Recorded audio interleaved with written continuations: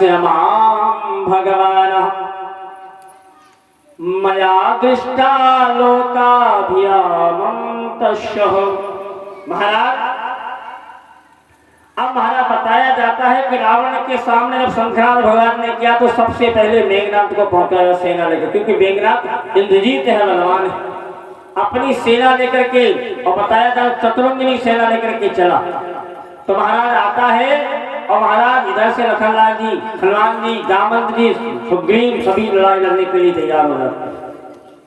अब क्या हुआ, युद्ध हुआ, कभी बाणों से वर्षा होने लगी, 100 बाण मेघनाथ चलाने लगा, लखनलाल जी उसको काट देते। कभी कभी माया भी है, छुप जाता है, फिरा जाता है, कभी मुद्दा चला देता है, कभी श्रांग चला देता है। महाराज आकाश से उल्काएं फेंकता है मारने के लिए लखनलाल जी को, तो भगवान हनुमान जी बचा लेते हैं। ऐसा काफी समय तक युद्ध होता रहा। देवता आकाश मार्ग में देखते हैं कि महाराज दोनों बड़े महावीर हैं, महाबली हैं।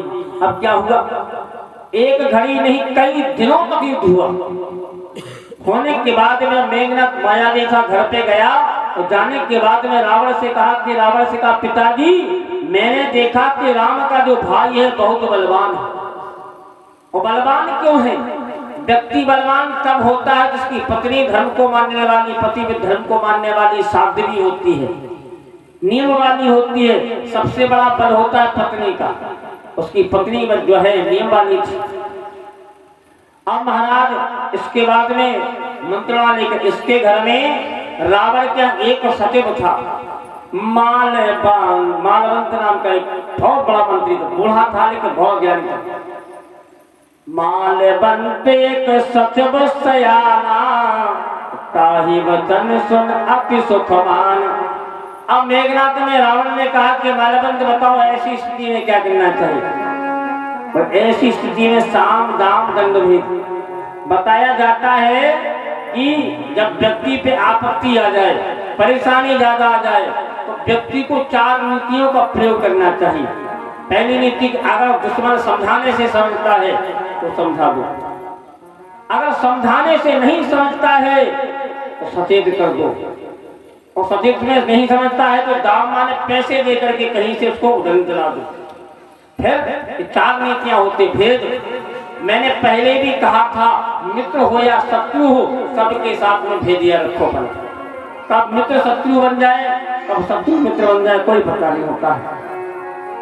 अब महाराज इसके बाद में महाराज निकुंभला देवी, देवी है निकुंभला, जो रावण की जो इष्ट देवी है, उसकी पूजा करके रावण ने कहा जाओ इसका आशीर्वाद ले लो, अगर तुम्हारी पूजा सफल है आज तुम्हारा शत्रु पराजित होगा। वास्तव में ऐसा यज्ञ करता था, ऐसा अनुष्ठान करता था महाराज, पूजा करके गया तो देवी का फूल गिर गया।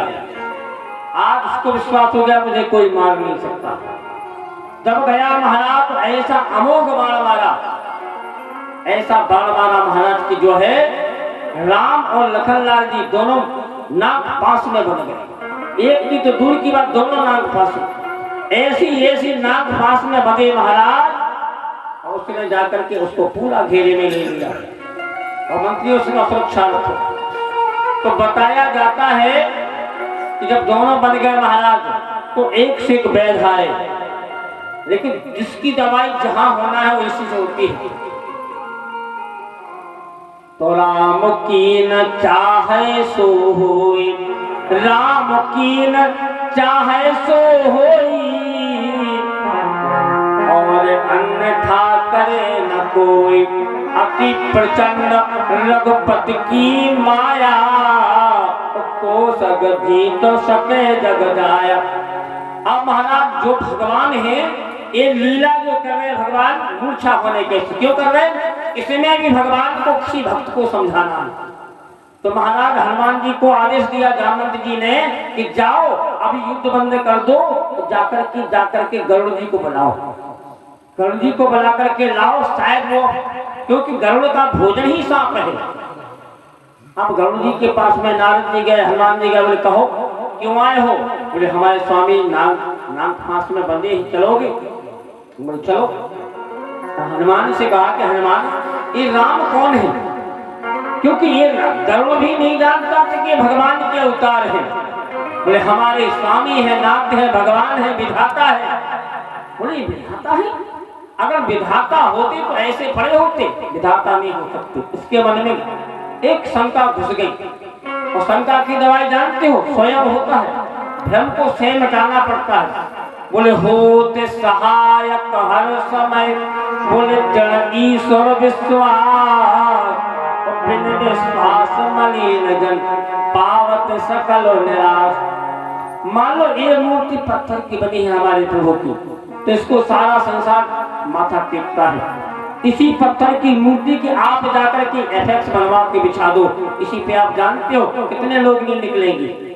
पत्थर वो भी है, पत्थर ये भी है, लेकिन पत्थर का मूल कब होता है?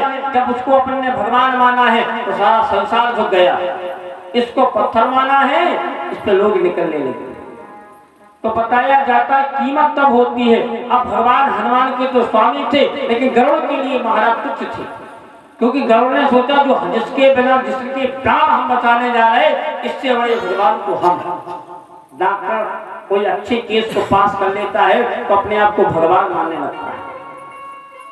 महाराज जैसे नागों को खाने के बाद में गरुड़ जी चले गए। अब गरुड़ जी चले गए तो महाराज इनके मन में एक भ्रम पैदा हो गया।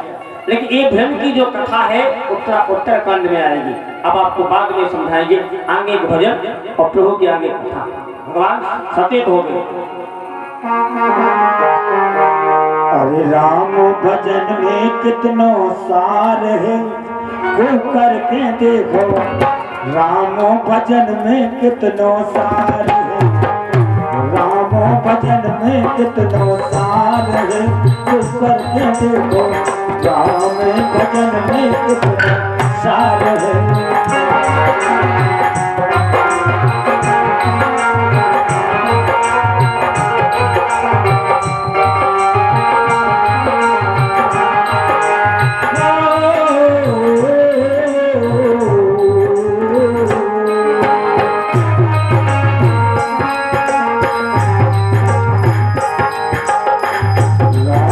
भजन में कितनो सार है, को करके देखो। राम भजन में कितनो सार है।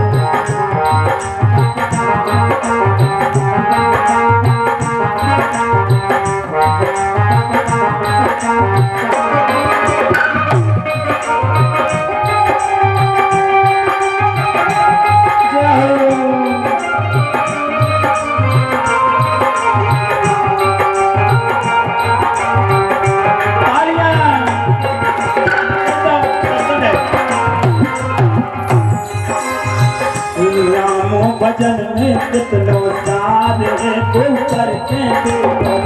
राम भजन में